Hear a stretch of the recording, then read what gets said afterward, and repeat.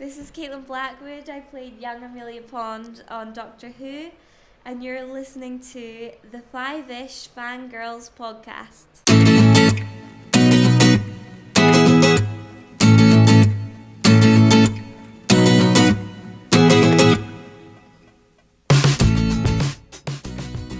The tangents we continue all the way to episode 166 of the Five-ish Fangirls podcast, and we've got a double dose of magic going on here this week. On to this week's episode of the Five-ish Fangirls podcast. So glad you could all join us. Let's go around like we do every week around the virtual table and see who's joined us this week.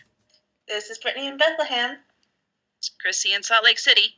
Holly from Wisconsin. And this is Rachel in Indianapolis, Indiana. Hello, everybody. I sound so ridiculous.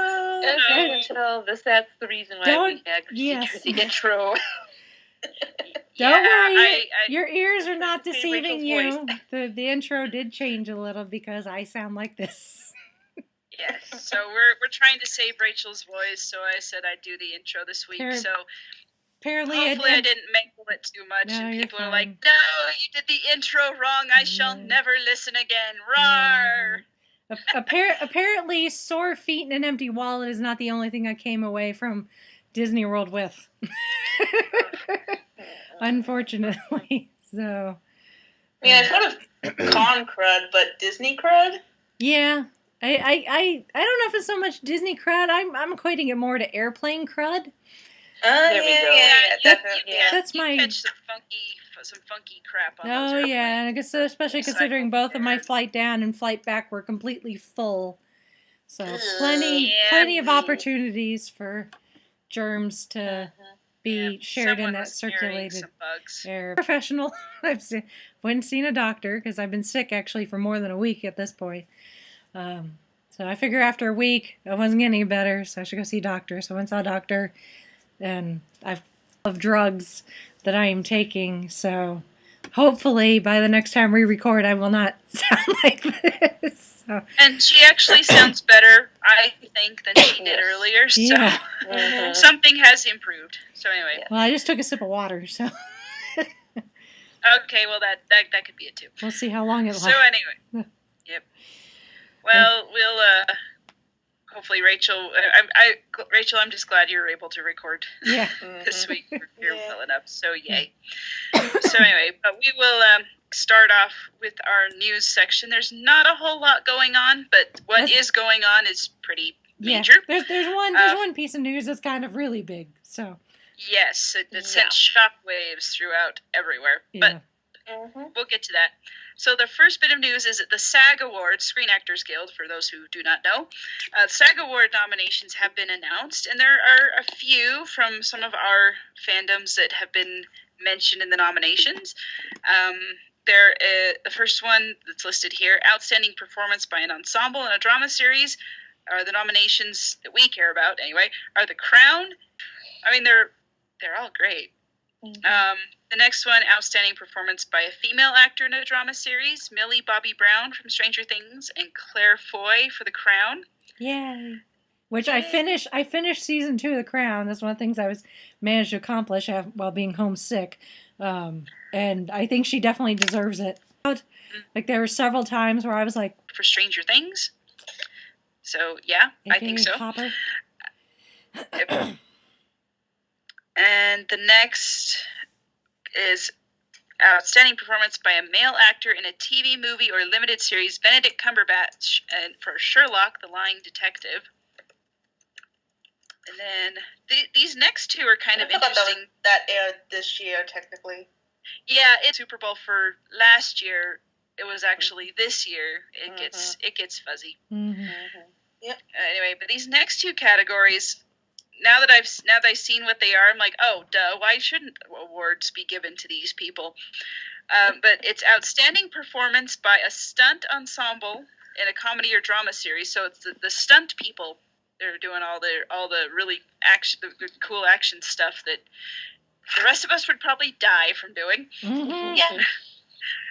The two nominations that are from our fandoms are Game of Thrones and Stranger Things. And then again, the stunt ensemble category, but for movies, for an motion picture, the two are Logan and Wonder Woman. And I'm having a hard time deciding which one of those I want to win. Because Wonder Woman was excellent. I'm going to sound like a bad fan, but I still haven't seen Logan. I haven't either, but that's just because I have really... I don't do well with overly violent, gory things. Yeah. And it is. I need to sit with somebody who's seen it, who can tell me, okay, look away now. Yeah. Look away now.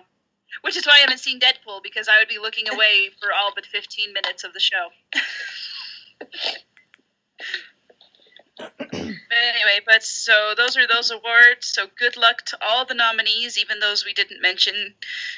But we're kind of more partial to the ones I did. Yes. Just a little. Just a little bit. Just a teensy bit. I do think the stunt ensemble category is pretty cool, because that's not something you see. The other awards, if it is, it's usually tucked in with like the technical, like makeup and sound editing and stuff like that. But they're just in like a press release. They don't announce it on TV or whatever. It's just like, oh yeah, that was with the radio personality of the year or something. I don't know. the award show the day before the big award show. Yeah, the one before all the really famous people in the sparkly gowns show up for the red carpet, and the Entertainment Tonight presenters are going over the top crazy for, oh my gosh, what shoes are you wearing? Whatever, I don't know. I like to make fun of these things because I'm cynical that way. But anyway, so awards getting going.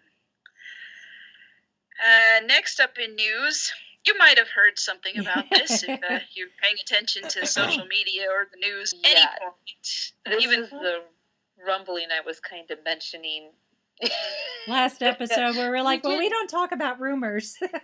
Yeah, it's not a rumor anymore. It is a rumor no more. It is official. Disney is going to acquire 21st Century Fox. So basically, that means a crap ton of money. For a crap ton of money. That too. But and it's kind of a complicated deal, as these deals tend to be. But basically, what you need to know is 21st Century Fox is spinning off Fox Broadcasting Networks and its stations. So a lot of its channels: Fox News, Fox Business, FS1, FS2, and Big Ten networks. So those are the sports networks. So wait, hold on a minute. Those are not. Those are by themselves. So yes. Yeah. So they're not going to Disney. No. Yeah. Okay. So those are not in Disney. Disney gets the movies and TV brand stuff from Fox, which also means they get X-Men, Avatar, The Simpsons, FX Networks, and National Geographic. I didn't know Fox owned National Geographic. Learn something new every day. So those are going to Disney. They're getting Fox's Hulu stake, or they become a controlling interest, and some of this is like charts and percentages and stuff like that. So basically, all those, if you see a meme that says the alien babies are now Disney princesses. Yeah. Yeah. Because Alien, Dr. Frankenfurter from Rocky Horror Picture Show. Princess Buttercup from The Princess Bride, apparently. So. Yeah, so this is kind of a big deal. So Disney owns like everything you've ever loved. Yeah. Which makes me wonder, because 21st Century Fox owned, last I heard, they owned the Star Wars, like the original, like the distribution rights or something. Mm-hmm. So I'm wondering, like, can we now get the original theatrical versions of Star Wars on DVD, Blu-ray? Maybe. We just might know. I mean, I'm sure Disney has been inundated with give us the originals since they bought Star Wars. So now they might own it. I don't know. So anyway, so there'll be some time kind of sifting through all this and stuff. But yeah, so keep an eye on it. There'll be some more fallout coming from this. I'm just looking at this bullet list, and it seems kind of dense, even just trying to explain it easier. But as we go on, I mean, there'll probably be random stuff like you'll see, like it says, The Simpsons are now owned by Disney, and they'll say, wow, interesting. Maybe there'll be a Simpsons ride at Disney World or something. I don't know. I probably doubt it. Because I saw someone ask, because Universal, they just expanded the Simpsons area at their park in the last few years, and people are concerned that maybe that would mean that closes. More than likely, something like The Simpsons, Disney will just license it back. So then that way Universal can keep it, but then Disney's still making money off of it because they'll be paying them a license to use those characters. Got it. So. See, I was kind of half joking about that. Yeah. But see, now that it's an actually serious topic that needs to be addressed. Yeah. So, I'm still looking through the details. The terms, we'll probably never know all of the terms of the agreement, and more than likely they'll change, because this is going to take like a year or so to actually become official, and money changes hands, and like rights change hands, because there's a whole bunch of legalese and stuff, and this, I'm pretty sure this has to be approved by like the government to make sure that it's not like a potential monopoly and that sort of thing. So there's all kinds of stuff. Fans posting on Facebook, they want to make their memes about who is now a Disney princess. Although I did see Anastasia is officially a Disney property. Yeah. So people are saying like, now you can say it's Disney, but then there are people who are still fighting about that. We're like, but no, she was made before the merger, so it really isn't. So people are I never realized how passionately people would argue about that. I mean, it's a great movie. It's one of my favorites. But I never really cared one way or the other if it was Disney or not. I'm like, it's just an awesome movie, and the music's fantastic. Yes. So anyway, but yeah, if you want to call her a Disney princess, go for it. Yeah. So anyway, so there's that. So that's our news mostly, and then the rest is just housekeeping. We have the book club poll on their Goodreads, Traveling the Vortex Goodreads book club is up. I voted in the poll. I think I inadvertently created a tie. Well, sorry, Alex.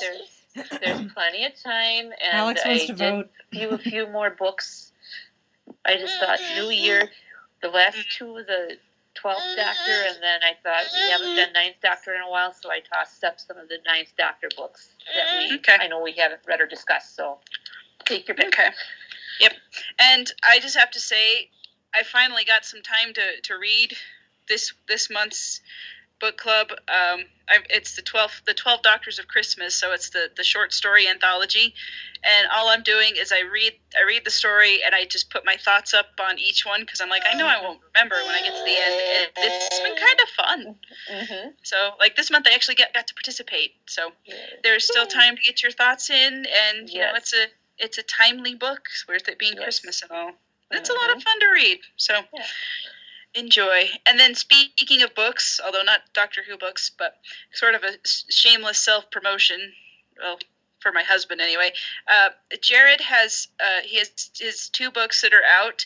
He's running a short sale, so instead of them being $2.99, there are 99 cents on Kindle, and that sale is going till Christmas.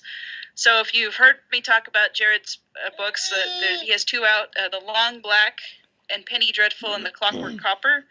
Both are the beginning of 2 series. He's still working on the sequels to both.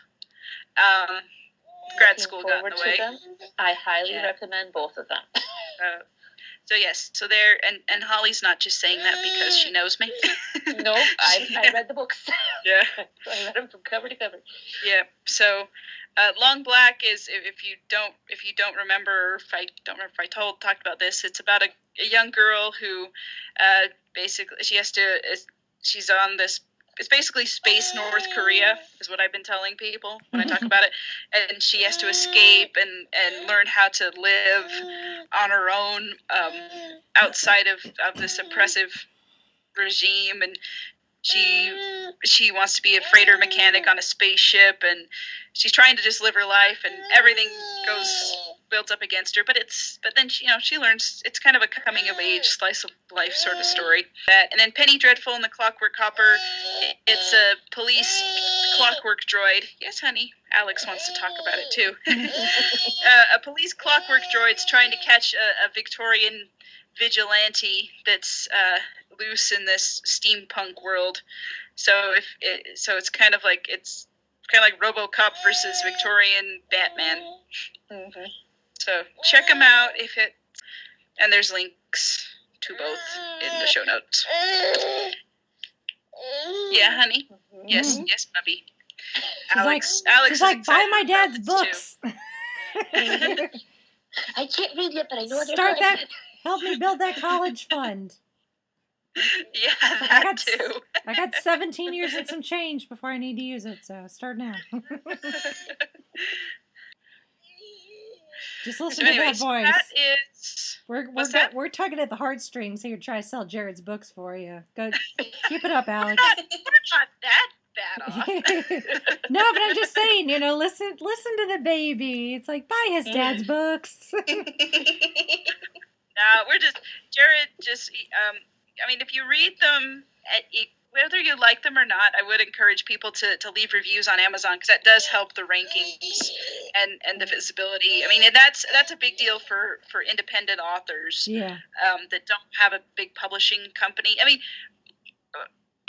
There's a lot I've learned about independent publishing, self-publishing, just, since Jared's been doing this, and a lot of writers, they do make a name for themselves. It's not, as big as, J.K. Rowling or George R.R. Martin. Yeah. But there's some really good books in the indie market, and without getting into too many details, and you just kind of have to. If you just kind of give them a chance, and you find ones that you like, and it's not all. It used to be self-publishing was not very good, but now people have kind of made it. Find some really good gems. Yeah, and a lot of people make a small business out of this, doing it, and they're really passionate about it, and so I admire one. But other independent authors who just make a real go at this, and there's some really great stuff. We've got a friend who is in our Dungeons and Dragons group, and he writes middle grade fantasy novels for, like he comes up with stories like, dragons in driving spaceships, or dragon magic pilot spaceships, or angels going to Hogwarts on a volcano. So I'm not making them sound very good, but they are a lot of fun, and he's really serious about it, and he just does it all himself, or he hires out people to make covers and things for him, but and he has a day job, but he does really well with his writing as well. So yay, indie authors, and maybe one of these days we'll talk to some of them. Yeah, maybe. Well, we've had we've had Jared on, obviously, and then I've interviewed a few at different cons and stuff. Maybe in the show notes, since at this point we're 5 days to Christmas, if anyone's looking for last minute Christmas gifts, because a lot of those authors, you can buy their stuff on like Amazon or something, and sometimes it's a digital version, so you don't have to worry about shipping. Maybe in the show notes we'll put a list, link to some independent authors we know, so if anyone's looking for last minute Christmas gifts and want to support some independent authors, we'll put that in the show notes. Yeah, we'll put a list together, because I know so many, and they work so hard, and they are really good. As good as anything you could find from traditional publishing too. So little last minute shopping list, I guess, if people want to. Or if you get gift cards for Christmas, you can spend those. Yeah, that too. That too. So we'll take a look. We'll add that to the show notes. So if you're listening to this, go check out the show notes, and maybe you'll discover a new author. That'd be fun. Yep. All right. So anyway, that's it for news. We don't have any feedback, so I guess we'll get into our show topic. We're actually doing two fandoms today, since One is going on midwinter finale break, and another one just came back for their 4th season. So we're doing Once Upon a Time. Just had their mid-season finale, and the Librarians is back. New day, new time, but Same still fun. awesome. Yeah. So. And I think we decided before we started recording, we're going to do Once Upon a Time first. And I, not to sound completely mean, but to get it out of the way. Pretty much, yeah. Honestly, Once Upon a Time, I'm confused what's going on. I don't know what is, like, who's doing what, and who's connected to whom, and what, I mean... Well, I mean, because we've always had characters in the real world. I'm doing air quotes here. We've had the characters in the real world. They've had different names. And then we find out their storybook or their fairy tale counterparts. And, a lot of times it works. The character that they act like in the real world matches their personality, who they are as a fairy tale character. But in this case, that's the case for, I would say, probably 90% of our characters. Like Tiana is, the same in the real world. She loves to cook. Cinderella, we're kind of pushing it there, but that's okay, because this is a different Cinderella than the Cinderella we've had in the past. Yeah. But then we have someone like Cinderella's stepmother, who we all assume was Lady Tremaine. Right. Because we got Anastasia and Drizella. It turns out she's frickin' Rapunzel. So she's kind of that both. one, That is so weird and so random. That threw me for a loop. Yeah. Yeah. I mean, I got know... explained away. You blinked in the midst of the conversation. It's just like, I got the name Tremaine when I remarried. Yeah. Yeah. It's like, no, you're supposed to be Lady Tremaine. Yeah, and it's like, where did Drizella get magic? And I mean, okay, I complained about how convoluted the idea was that Peter Pan was Rumpelstiltskin's father, and I still stand by that because I still think that's a little silly. Yeah.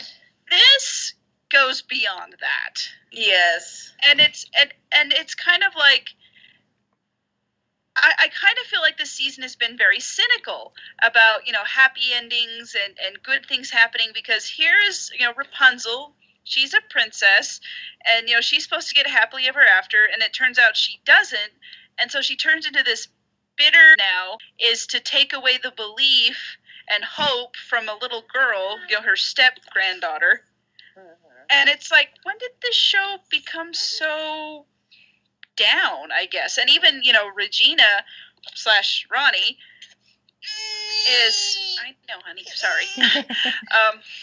Regina is like, I can't let Henry and Jacinda get back together because of, we find out Henry was poisoned and was dying and the curse saved his life. So even that is like, this is a show about happy endings and believing in good things, and no matter how bad things get, things are going to be all right. And now it just kind of seems like, and I know it's the finale, or the mid-season finale, and they have to, leave some conflict open to come back. But it just seems I don't want to say mean-spirited, but that's what keeps coming to mind. Cynical. It is kind of mean-spirited. It's like like they would have these conflicts, whether it's the Regina's original curse, or that convoluted Queens of Darkness, whatever crap that was, or the Frozen storyline, that we'd have some very serious issues or, conflicts, but there was always someone that had us, the belief that they would figure it out, and that everyone would, get to live happily ever after. And I mean, I know missing. I know I made fun of, Snow White and Prince Charming and, Princess Rainbow Sparkle Poo, but no, I'm kind of like, I miss you guys. Yeah. I miss your positivity, and I didn't really ever think I'd say that. Now I feel bad for ever disparaging them. Now I'm thinking too, I agree with you, and I'm thinking too, the big bad might be Drizella. Yeah. And with Stepmommy, Rapunzel, doing what she did to her step granddaughter, and then Rumpel coming in, and she's just like, oh crap. Yeah. She's just, she knows she goofed up. And credit to Rumpel, he's trying to make things. He's trying to fix it. He's trying to fix it. Yeah. He definitely is. I mean, this Rumpel is definitely, we're finally getting that Rumpel character development that I've been asking for since day one. Yeah. It's like we're finally getting, and the show's probably going to get canceled after this season, but better late than never, I guess. Right. At least he's asking for help. He filled in Roger's hook. Like, here's what's kind of going on. Yeah. Yeah. So that is a good thing. Like, I'm glad that it gave us the closure of, Belle and Rumpel and Emma and Hook that, we didn't quite get for the last season. But after that, I kind of... If this happens to be the last season, I'm okay with it. Yeah, I am too. I mean, I was okay with it last year. I was going to say, to be fair, we said that last year. Yeah. Yeah. Yeah, this is the this opinion. Is true. We're just saying the opinion has not changed. Yeah. Yep. At all. So take that as you will, I guess. But yeah, it's just it's not the once upon a time we all fell in love with, unfortunately. Mm-hmm. And honestly, I kind of feel like the creators are sort of saying the same thing as like, yeah, we're just doing this because the network wouldn't let us go. Yeah. Let us go do something else. So, I mean, I said something was definitely not G-rated before we started recording. Yeah. Of what is going on here, but it's they're pulling by the seat of their pants. Yeah. And making stuff up as they go along, and it's and I don't blame them for what happened. I kind of think they got a raw deal, and they're just doing the best they can. So I hesitate. I don't want to trash on the creators of this show at all, just because they're in a tough situation. It was nice to see Galena back. Yes. Oh yeah, she was good. Yes. It's always good to see Zelena back. And the nice thing is Zelena's coming back and will be back, as far as we know, once it comes back from the finale, unlike Emma, who came back for literally part of an episode. Yeah. Comes in and says, oh, by the way, I would like to see a little more of the backstory with Zelena and Regina, how they kind of patched things up. Yeah. And are just like, I need your. Regina's like, yeah, I understand. You're going to get married, and she's like, and Zelena's like, no, you need your help. Our whole family needs help. I'm there, and that's just like, wow. Yeah. The Zelena way back when would have been like, yes. See ya. Yeah, she would have been like, not my party. She's like, I'm wicked, and flies off on her broom. Yeah. Although I do like that she's teaching a spin class on bicycles. That did make me genuinely. And the monkey comment got me. Yes. Yes. I did take one spin class when I was in college just for the heck of it, for exercising. But I think we had muttered under the breath about our spin instructor, and one of them did mention and called her the Wicked Witch of the West. It was like, nice. That's funny. Mm-hmm. That's great. That is. Right. Yeah. So anyway, once upon a time, kind of fizzling out, but there are still some good moments. Yep. Every now and then. They're there to the end. Yep. For better, for worse. Mm-hmm. We're sticking it out, but Yep. it's been kind of forgettable. There really hasn't been anything that's really jumped out at me. I mean, so the whole thing with I still want to call her Lady Tremaine, but Cinderella's stepmother actually being Rapunzel was there's nothing really been like super surprising to anything. I mean, I kind of called it that. Yeah, I mean, I kind of called it that Alice would more than likely was going to be Hook's missing daughter, and I ended up being right about that. Like they telegraphed that pretty obviously. Yeah, and I will say this, I did realm Hook, and he finds something to replace his desire for revenge, and it's love, but it's not romantic love. It's I did like the episode where he's left with this baby because Mother Gothel is terrible. Yes, and he's sitting there singing her a lullaby and names her after his mother, and I'm just like, okay, you made me fall in love with you again. You're not Emma's Hook, and you're not the Captain Swan Hook, but you're pretty good in your own right. You're doing your alternate namesake proud. Yeah. Yes, exactly. I think that's a testament to Colin. And, for sure. For sure. And his acting ability, so. But, yeah, it's just... It's just kind of once upon a time. It's like, Yeah, there's still some good moments. It's just not... I mean, this is the thing I don't like about some networks is they don't let these shows just kind of bow out gracefully. They no, we have to play it until people are sick of it.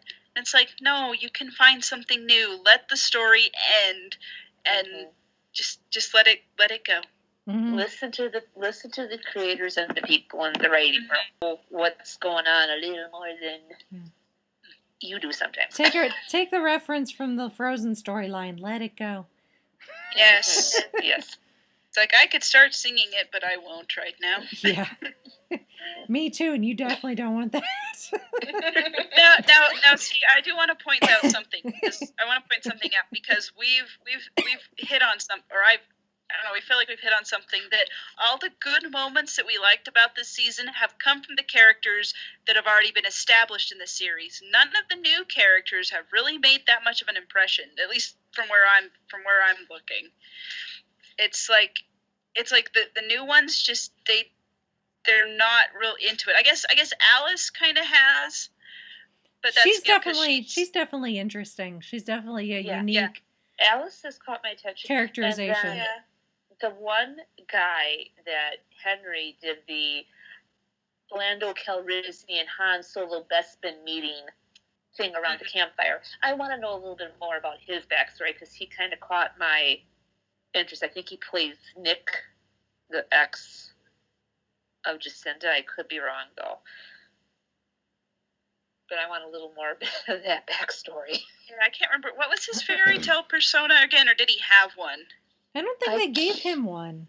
I thought they briefly gave him a name, but I can't remember. Yeah, see, it's just like there's that forgettability again. There, it's just like hold on, let me check the interwebs. Maybe it'll tell me. Because as soon as I hear that you have a lot of guts coming here, and all of a sudden it's like, wait a minute, it's familiar. They're called Empire Strikes Back. I kind of am not surprised that Eddie and Adam did that.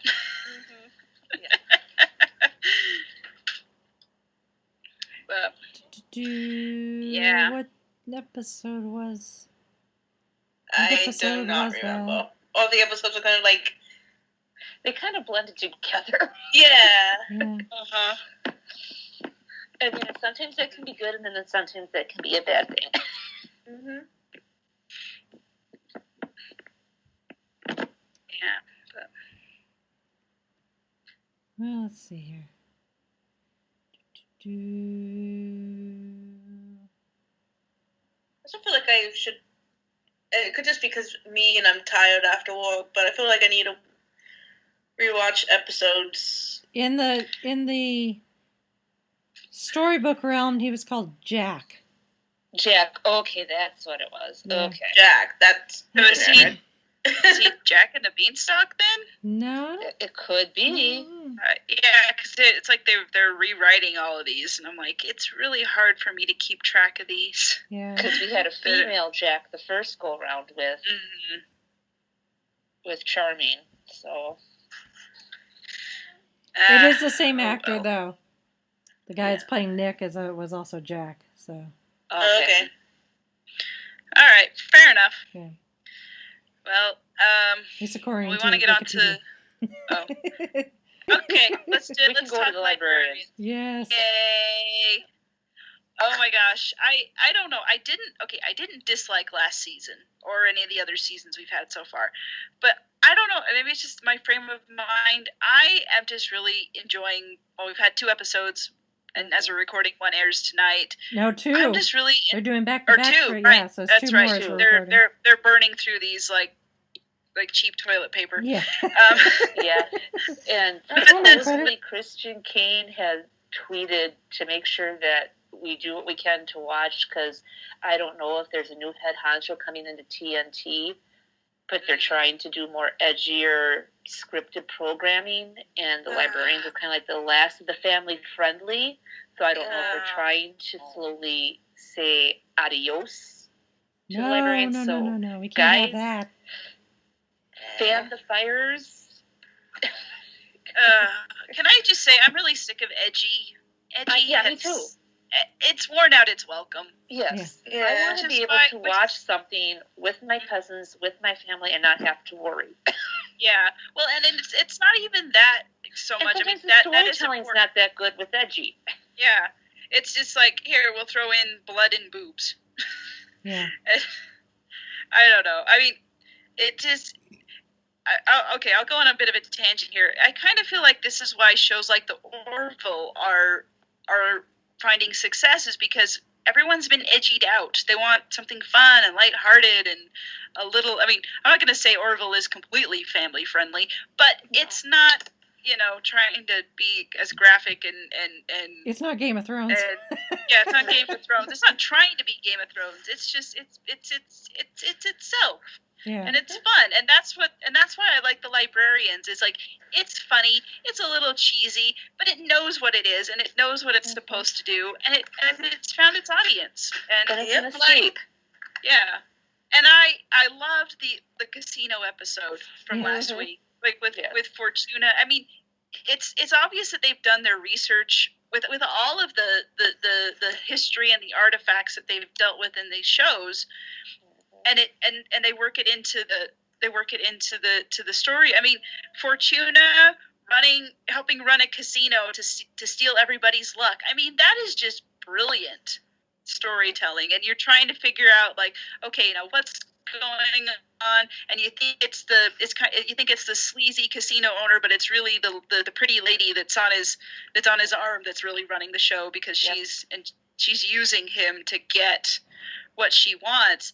And then it's so silly when Baird and Stone are losing their luck and they keep tripping over everything, but Cassie, wins at roulette all the time because she's using math, and Ezekiel beats the machine because he's a thief and that's what he does. Yeah. Yep. I mean, I didn't when I figured out, when I saw the description of what this episode is going to be about, that they're stealing luck. The Librarians are getting their luck stolen. I'm like, oh no, is this going to be like... It was fun. And they made it interesting, and I'm just like, this is good. This is good stuff. And if that pretty lady happened to look familiar, she played Glinda, the Good Witch, Once Upon a Time.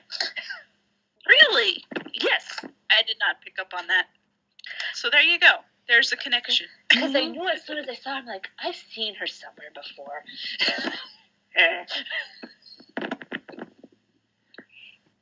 Because at first I thought she was the lead actress from Bones. Yeah. Just with the different hairs. I'm like, nope, not her. Yeah. What did we think of the first episode? I didn't like Nicole. With the tethering. I'm just like, Wait a minute. Was there an off-screen engagement that we weren't informed Yeah, of? I wasn't. I know. I was wondering about that. I didn't. When did this happen? Yeah. Are we gonna get a flashback? And it's like, oh no, they're not getting married. But when you think about it, they might as well be. I wonder if we might not go there though. That some, as we get through the season, that right now. We'll have to see. Right now, there's some Nicole. Yeah. Right now, there's some. I guess there's some hesitation as far as getting tethered to the library. That Flynn's getting cold feet already. Of course. And the ceremony hasn't even happened. They're just it's rehearsing. It's months away at this point, and anything could happen. But of course, it's Flynn, so of course he's going to start getting cold feet now. But I wonder. If throughout the course of the season that there'll be, like Flynn will know, he'll change his mind and maybe Baird will get cold feet and then she'll change her mind. And then at the end of the season, they'll decide to go ahead and do it and decide to get married at the same time. That it'll end in an actual wedding. That's my prediction for the season. I like it. We'll see. I did not like Nicole. I don't either. I liked her in the movie, but not here. See, I have no frame of reference. I've yet to see the movies. I probably should, but at least in the TV series, I did not like Nicole at all. Yeah, she was very. And being trapped where she was for how many centuries, that could do something to you too. But yeah, but still. Yeah, exactly. to quote the certain song from Frozen. Yeah. Sometimes you just gotta let it go.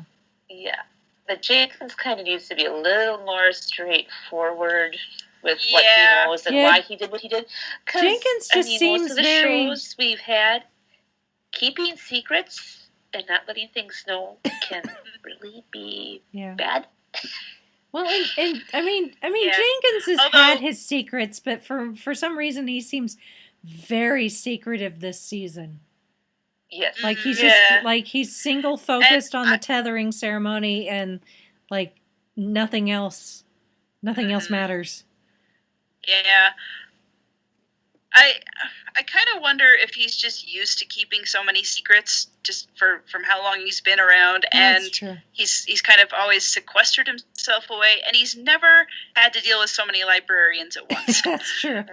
They do have a large team. So he's kind of used to keeping his own counsel, and now all of a sudden there's got people asking him questions and trying to get him to share more, and he's, no, I don't want to do this. Why are you people here? Go away. Let me do my research. Oh, crap, I need to actually take care of the library. Tethering ceremony. Let's get this over with.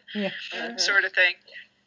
So, I mean, I'm sure there's more that he's not telling us that will be revealed probably in the finale. Right. When we're only 2 episodes in, but it's like... But if they're going to burn through episodes, then we're going to get to that finale a lot faster than we think. Yeah. So, but I have to say I'm a bit, at least with the first episode, I was a bit disappointed in the use of John Noble. Yeah, he was only in the 1 episode and not in it very much. Yeah, I was like, he's such a good actor. And he's got a lot of screen. He's got a lot of screen presence, but they barely used him. Like, what's the point of having such a notable actor like John Noble? He's gonna come back because I bet you he's gonna be back in some more episodes, and he's gonna be the big bad villain for the whole season and the overarching thing. Because they've done this before. Yep. If I remember, season 2 with Prospero and. He wasn't in the first episode very much, but as the season went on, he came through more and more. So I kind of think that maybe they're just kind of biding their time with him. Well, at least his character wasn't named Henry. Yeah. Right.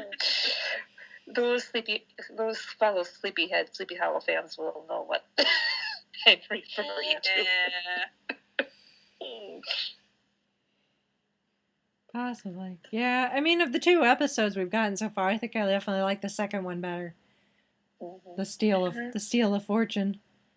Yeah, I think the first one was setting up the overarching story, and that's good and that's fine and fun. But I think the Librarians have a little more fun when in the one-off stories episodes, because it's like they get the beginning, middle, end, and it's all there, and they don't have to hold anything back, like no secrets for the middle of the season or the end of the season. Yeah. So that's fun. Yeah.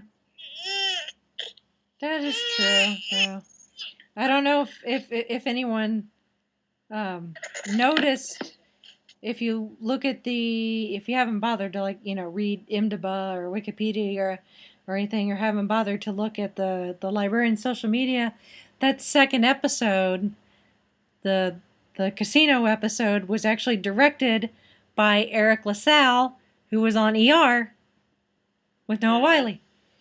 Yep. So. I know, this is like 6 degrees of Noah Wiley. Yes. Yep. Well, in the 2 episodes that are airing tonight as we're recording this, the Christmas episode was directed by Noah Wiley, and then the second episode in the Silver Screen was directed by Jonathan Frakes, who is back to do even more with the Librarians. So. I was going to say that. And we might want to keep our eyes out, because usually sometimes if Frakes directs, he usually somehow has a hidden cameo. Yep. So look for that. And then also I noticed in the credits, and I'm pretty sure it's the same Tom McRae, because he wrote an episode last season. It's the same Tom McRae who's written for Doctor Who as well. Cool. And I believe I'm trying to remember what he wrote now. Was it the Cybermen 2-parter in series 2? I'd have to look it up. Oh, but, the Age of Steel and something else. Yeah. So he's been on. I mean, because been not shy about saying how much they love Doctor Who. Oh yeah, Rise of Cybermen. We had the tiredness underneath a desk cloth in one of the episodes right next to the DeLorean. Yep.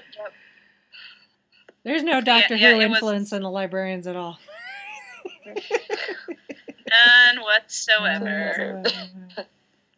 Actually, Jonathan Frakes is directing at least a couple this season, at least according to Wikipedia. He also directed episode 6, and Noah Wiley actually directed episode 8, at least according to Wikipedia. So. Nice. So lots of notable names involved in all this, and as they should be. The Librarians can get big name talent. Yeah. I think Sean Astin was in an episode last season. Yes. Yep. Last season. Yep. I remember really liking that episode. I kind of want to go watch it. It was the magician one. Yeah. Yeah. Well, that was the one. Trying to impress. He was trying to impress. Yeah, Felicia Day was in that one too, wasn't she? Yep. Yeah. She played the girl he was trying to impress. Yeah. No. Yeah. I mean, it's just, I hate for us to sound like a broken record, but every time we talk to Librarians, it's just, for the most part, we have nothing but good things to say about the show. It's just one of those hidden gems. Yeah. That actually being on TNT probably helps, regardless of what may or may not be happening behind the scenes, like what Holly referenced earlier. But I would think if the Librarians was like on a major network TV show, it would probably get buried. It wouldn't be promoted or anything. In fact, they might even look at it as, oh my gosh, this is so embarrassing. We need to have another, soap opera, primetime scandal, revenge, whatever show. Yeah. So, but it's good, lighthearted fun. And I think that's good for lately. I mean, there are a lot of people making dark, depressing sorts of things, and I'm like, you know what? If you really think the world is really terrible, and you want to help, be a help, write some things that are fun and uplifting and heartening, even, that are kind of hopeful. And I feel like the Librarians does that. It's one of a handful of shows that is just it makes you feel good. Yeah. Quite honestly, and I think we need more of that. Yeah. Maybe I'm being sappy and sentimental, but I don't know. No, it's definitely. I mean, it doesn't take itself too seriously. It's obvious that the cast has really good chemistry. As soon as the first episode started, when I watched it, and you got Cassie playing with Baird's hair, and Baird's like, I bet he hasn't even showed up yet, and of course, Flynn's late it's just rehearsal for the tethering ceremony, but still, he's fast asleep, and Excalibur is like, dude, wake up, and and then this is like, oh yes, I miss you guys. I miss these personalities, and their interactions with each other. Flute. Yeah. It's just it's such a good show. It's so well written. It's like Chrissy said, they obviously do their research as far as if it's something historical, and the best thing you can do is watch it, or buy the season pass on iTunes, or whatever works to make sure it gets I buy the season passes every year, and I mean then I have them, and we can watch them over and over again. And in fact, now I'm thinking we need to watch the Christmas episode from season 1 with Bruce Campbell, because that's just it's time. I need to. Well, I think there's a Christmas episode tonight, but yes, and Bruce Campbell is Santa Claus. Come on. Yeah. Yes. I mean, what more do you want? Odin. Yes, / Odin / Saint Nick / all those awesome guys. Yeah. Let's hope that the pun intended, the magic continues, and that the Librarians does not suffer the fate of some other shows in the past have. Yeah. Oh. But yeah, I think if people keep watching, and I mean it's gotten 4 seasons, so I mean obviously that's pretty people are good. still going for it. Yeah, I mean 4 seasons is pretty respectable. Yep. Yeah. Can't argue with that. But anyway, so we'll keep watching, and hopefully by the time the season's over, well I'm sure we'll talk about it when the season's done. Yeah. And discuss it more in depth when there's more to discuss. But so far, we're doing good. Yes. So, anyone else have anything? Looking forward to the rest of the ride. Yeah. Yep, for sure. Some good stuff. If any of our listeners want to chime in on their thoughts on Once Upon a Time or the Librarians or anything else we've discussed, you are all welcome to send us feedback. Hopefully not via a whiny baby. Yeah. Alex, like, I'll give you feedback right now. It's like, feedback, feed me. He just hears the feed and just forgets the back part of it. He's like, feed? Exactly. He's like, I don't know what back means, but feed, yes, food. But no, you can send us feedback through our email address, which is 5ishfangirls@gmail.com. You can also visit our website, which is the5ishfangirls.com. And there are links on our website to all of our social medias. Yes, our social medias, that's what I said. Yeah. And Facebook and Instagram and YouTube, we get a lot of comments, and when we get those, we read them out on the podcast. And we also put up a lot of news and such on Facebook, so keep an eye on that. And just kind of as a reminder, it's kind of, I know it gets lost in the jumble of internet stuff, but if you like and interact with our posts on Facebook, you will see more of them. So just encourage everyone to when you see our posts, go and like them and things, and you'll see more fun stuff and not the shouty, mean stuff that seems to be clogging up my Facebook feed lately. Yeah. I don't know about everybody else's, but maybe you'll see some light conversation about fandom and geekiness. So check that out, and then also just want to direct everyone to our Patreon. If you want to support us financially, that helps us get our podcast out. We don't ask a whole lot, just a buck or two per month, and that does help. And also our Amazon store, again on our website. You click through to go to Amazon through our link, and we get a little referral bonus, and that helps support us as well. When you buy stuff and you don't have to pay anything extra, and it's just a little extra something we get from Amazon, so that helps. And then also liking us on Facebook and reviewing on iTunes or Google Play or Stitcher, wherever it is you listen to us. So that helps us get some visibility, and so that's a support as well. You don't even have to spend money.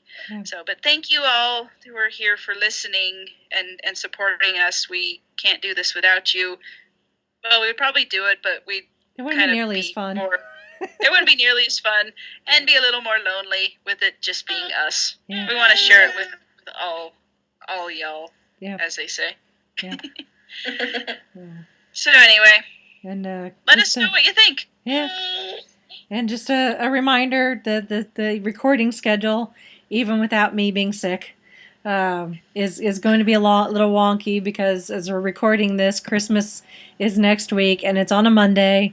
So we're more than likely not going to record on Christmas, one, because we should be spending time with our families. And two, I don't know about y'all, but I'm going to be neck deep into a bottle of wine watching Peter Capaldi regenerate, crying my eyes out. So we have an appointment with a certain doctor. Yes. Oh, yes. Yes, so that's that too. So the show will be delayed. Everyone hugs. Yeah. Send Rachel good vibes, because I'm going to be a hot mess. The BBC has already posted like a fan thank you video to Peter, and I'm like, So I know, I saw that, and I was like, I can't, you guys. Yeah. I'm still hormonal and emotional from baby things. Yeah, so I can't. So I'm in denial. Yeah. I keep thinking, yay, Christmas, crap, I gotta, Capaldi's leaving. Dang it. Yeah. And I'm sure Jodie Whittaker's gonna be fine, but I know. But Capaldi. Yeah, that's pretty much how I feel. Yeah. So that being said, yeah. Once you attack eyebrows. Yeah. Yes. Once we do pick up ourselves off the floor next Monday, we'll record, and we will be talking Doctor Who, because at this point we've not all seen The Last Jedi yet, so we're going to give everyone ample time to see it and hopefully avoid spoilers. Life has been crazy over here. Everyone else has seen it but me, and I'm like, I've kind of given up avoiding spoilers, but I'm not actively seeking them out. At this point, that's probably the best you can hope for, actually. Yeah, I've already seen some stuff, and I'm like, it's fine. Yeah, I will be okay. We more than likely we may, maybe we'll record up in the air. So, but more than likely, Doctor Who. What is it called? Twice upon a time. I keep on calling it Twice Upon a Christmas. It's Twice Upon a Time. I don't know why I want to call it Twice Upon a Christmas. That would have been a clever title for it. Yeah. Either one. It's a multi-doctor story, which that in itself is exciting, because I love multi-doctor stories of any kind. Yeah. They're a treat. Yeah, I'm excited to see the first Doctor. This should be good. Yes. Oh yes. Yeah, this should be really interesting. So, but I'm gonna have tissue handy. I'm gonna have to have tissue handy, because I know I'm gonna cry watching it, and then I'm gonna cry talking about it. So. Yep. So stock up next week, peeps. Yes, and then after that we will probably do The Last Jedi. So, and then. Some point after the new year, we will do our fandom year in review, which I've already started collecting the show notes on that, and holy crap. A lot has happened in 2017. Yep.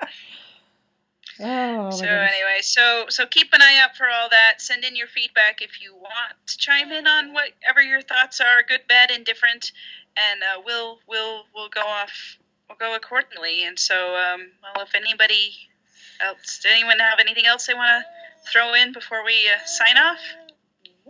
Nope, I don't think so. Well, if that's going to do it for us, we'll go ahead and sign off for this week. This is Brittany in Bethlehem saying goodnight. This is Chrissy saying goodnight from Salt Lake City. This is Ella from Wisconsin saying good evening.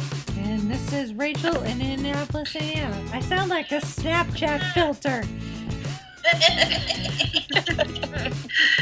Or a chipmunk. Alvin, Simon, Rachel, I can tell your voice has kind of deteriorated since we started talking. Yeah. Hopefully I'm better next week. Cross your fingers.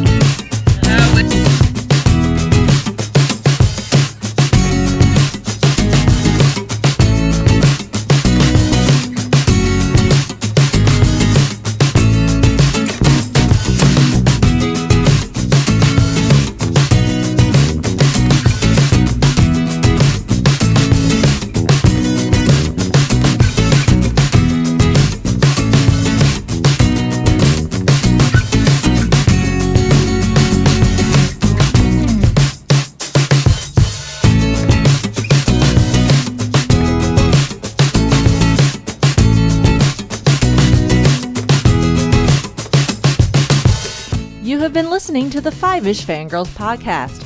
Any and all movies, books, games, and other forms of media mentioned are owned and operated by the respective copyright holders. No copyright infringement is intended or implied.